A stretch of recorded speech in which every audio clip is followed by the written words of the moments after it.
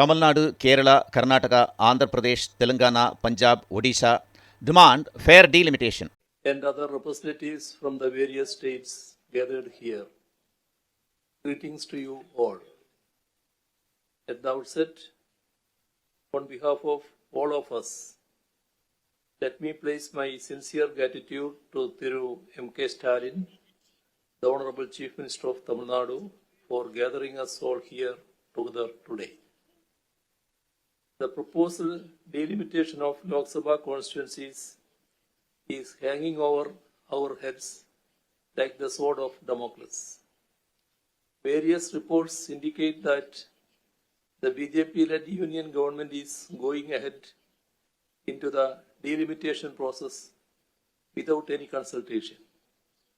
This sudden move is not driven by any constitutional principle or any democratic imperative, but by narrow political interests. The delimitation process, if it is undertaken after the census, will lead to a large increase in the number of seats of northern states, while there will be a significant reduction in the representation of the southern states in parliament. This will suit the BJP as they hold greater influence in the north. If delimitation is carried out purely on the basis of population, then Kerala and other southern states will suffer, as we have been bringing down our population since 1973, when the previous delimitation was carried out, in which the number of seats in the Lok Sabha was reorganized. Our states are now set to be punished precisely for our sincere implementation of the National Population Policy of 1976. When a state faithfully implements a nationally recognized policy, it deserves special consideration for that very reason. Not only is this consideration being denied, but we are even being penalized for fulfilling our duty to the nation. This is the crux of the current issue. The National Population Policy of 1976 was not intended only for specific regions of the country. It was declared by the Union government as a policy for the entire nation. However, many states failed to implement it effectively. Our states, on the other hand, have implemented it commendably. The Union government has praised us time and again for our achievement. Yet the same Union government is now punishing us for having achieved the target and going beyond it. The approach seems to be, now you have a smaller population, so now you deserve lesser funds and lesser representation. This is deplorable. Our states, which have implemented the national population policy with dedication upholding the broader national interest, are already being punished in another way. This punishment is in the form of cutting short our share of taxes that is constitutionally due to us.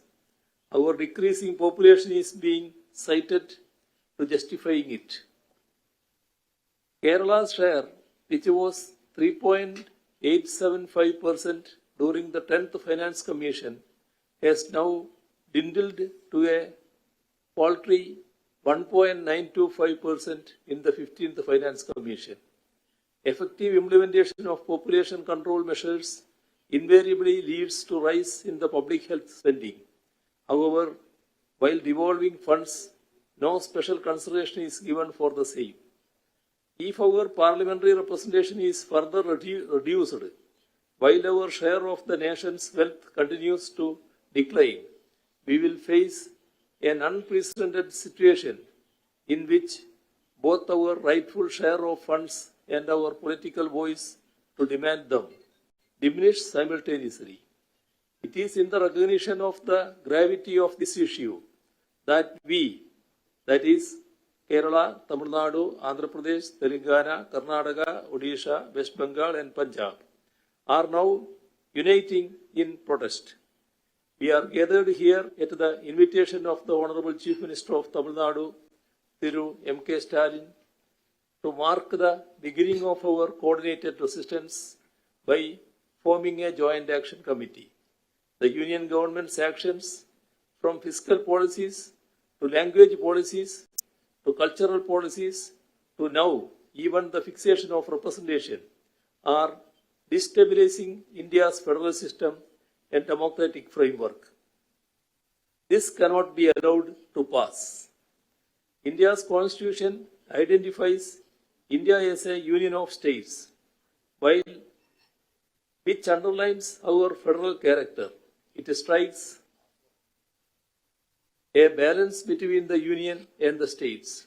The current effort at delimitation disrupts this equilibrium, disproportionately empowering states that fail to implement national policies like population control. States that prioritize education, healthcare, and gender equity will be penalized for their progressive choices. This creates a perverse incentive, as states will be discouraged from investing in human development for fear of losing political representation. The union government should examine whether this will guide the nation forward or drive us backwards. India's federal structure was designed to protect smaller communities and regional identities. Dr. B.R. Ambedkar, the chairman of the drafting committee of India's Constituent Assembly, warned against the tyranny of the majority, advocating for states' rights to balance central authority. Back in 1988, the Sarkaria Commission reinforced this, stating that federalism is not a mere administrative arrangement, but a fundamental feature of the Constitution. Delimitation that ignores this principle risks reviving colonial centralization, while diverse voices were subsumed under majoritarian agendas. The end result was that the Indian people united against our colonizers and drove them out of the country. Those at the helm of affairs today should take due note of our history and what it teaches us. India's federal structure is a cornerstone of our democracy, designed to accommodate the country's vast mosaic of cultures, languages, and regional identities. The diversity that defines India is not just a demographic statistic. It is the bedrock upon which our unity is founded. A robust federal system ensures that every region, with its unique history, language, and cultural heritage, has a voice in the national dialogue. The current process of delimitation poses a serious threat to the preservation of our rich cultural and linguistic diversities as well.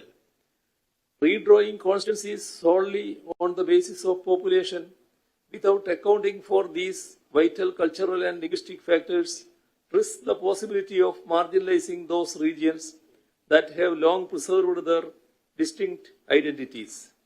This is especially critical for our states, which not only contribute to the nation's demographic fabric but also enrich its cultural landscape. The strength of India lies in its plurality. Our cultural and linguistic diversities are assets that strengthen our nation, enabling us to harness a wide range of perspectives and innovations. Kerala's Kudumbashree initiative, which empowered millions of women, and Tamil Nadu's midday meal scheme are state-specific innovations that became templates for the nation later on. Centralizing power will stifle such localized situations, which are crucial for addressing India's diversity. Cultural preservation and federalism are intertwined in the Indian experience underlines it. When Smaller or less populous states lose political clout. Their capacity to safeguard their cultural traditions diminishes. A homogenized parliament dominated by populous states could sideline regional priorities, eroding the pluralism envisioned by modern India's founders. A centralized process that ignores these factors not only dilutes regional voices but also threatens the balance that has allowed India to thrive as a united and diverse republic. The Union government must therefore engage in meaningful dialogue with the states and incorporate our considerations so as to safeguard states' interest before going ahead with the delimitation process. Reducing the representation of our states will create a political and regional imbalance and undermine the diversity of our pluralistic democracy. This must not happen. Kerala's stance on this matter is unequivocal. The Union government's approach, which violates federal principles and seeks to curtail the representation of certain states for political reasons, is unacceptable. The decision on going ahead with the delimitation process must be made only through a consensus. Article 82 of the Indian Constitution mandates the delimitation of parliamentary seats after every census. It was in exercise of this provision that the Lok Sabha strength was increased over the years from 489 to 543. However, delimitations have not been conducted as required by the Constitution after every census. Decisions to conduct or delay delimitation have been made solely on the basis of the transient political convenience of those in power. The 42nd Constitutional Amendment of 1976 froze delimitation until after the first census post 2000. During this period, despite the implementation of the National Population Policy, population disparities persisted in the country, leading to the 84th Constitutional Amendment, which extended the delimitation freeze until after the first census post 2026. The 2021 census has not yet been conducted, and the next census is due in 2031. However, the Union government appears to be pushing the delimitation even before that. In the 2011 census, Kerala's population growth was a mere 4.92% compared to the national average of 17.7% between 2001 and 2011. As our states have recorded population growth rates below the national average during this period. The last reorganization of seats in the Lok Sabha was conducted in 1973, based on the 1971 census. At that time, Kerala accounted for 3.89% of India's population. However, due to the effective implementation of the National Population Policy over the next 4 decades, Kerala's share had shrunk to just 2.76% by 2011. If the delimitation exercise is carried out now, Kerala's reduced population will inevitably lead to fewer parliamentary seats. States being punished for successfully implementing population control policies is unconscionable. We are determined to resist this injustice. Federal principles and equitable representation must be upheld. While the political maneuvering behind the current delimitation effort is clear, it is imperative that the Union government also considers the broader implications for Indian federalism and the preservation of our cultural and linguistic diversities. Any action that undermines them will not only destabilize our political institutions but also weaken the very foundation of our democratic society. The Union government's arguments that our states will get additional seats on a pro rata basis cannot be taken at face value.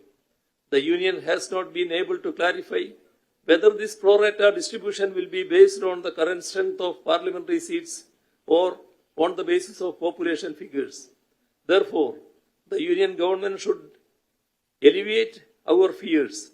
It is the Union's responsibility to refrain from unilateral measures and preserve the essence of democracy and federalism.